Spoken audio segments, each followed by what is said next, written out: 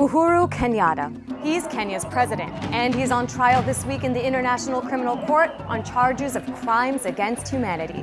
As president of one of the wealthiest nations in Africa, his trial is one of the court's most ambitious yet. But to really understand what's at stake, you first have to know who is Uhuru Kenyatta. Uhuru, which means freedom in Swahili, is the son of Jomo Kenyatta, Kenya's founding father. Jomo led the East African nation to independence from Britain in 1963, becoming its first president. The Kenyatas are Kikuyu, the largest ethnic group in Kenya. And when Jomo became president, the Kikuyu benefited handsomely. The young Kenyatta started to follow his father's footsteps when he ran for president in 2002, but he lost. In 2007, Kenyatta supported fellow Kikuyu Mwai Kibaki's bid for re-election. Kibaki was running against Raila Odinga, who is from one of Kenya's 40 other ethnic groups, the Luo. It looked like a win for Odinga, but on the last day of vote counting, he lost, leading many Kenyans and international observers to believe the election was rigged.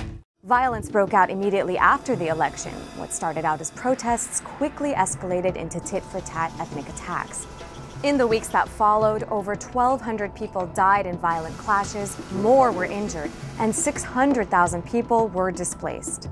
And Kenyatta? Well, this is where the crimes against humanity come in.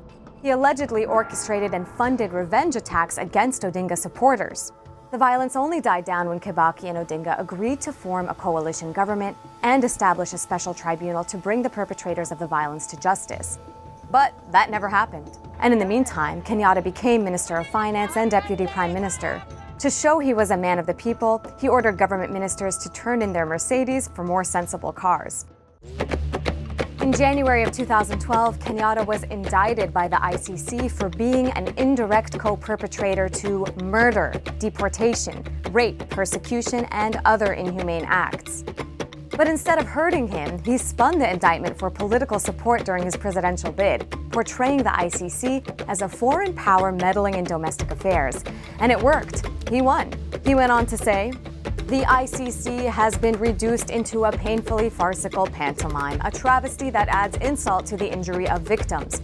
It stopped being the home of justice the day it became the toy of declining imperial powers." Since taking office, the Kenyan parliament has voted to withdraw from the ICC, accusing it of anti-Africa bias. And the Kenyatta case has deepened hostility between the ICC and African Union member countries. They even threatened a mass withdrawal from the court. Kenyatta has requested postponements due to security threats back in Kenya, and also, to run his country. The trial was postponed in October of 2013 due to lack of evidence, changing testimonies, and key witnesses mysteriously disappearing. So is this all making sense? Let us know if you think President Kenyatta should stand trial, and spread the knowledge. Want more? Download the AJ Plus mobile app and join the conversation. Available in your app store now.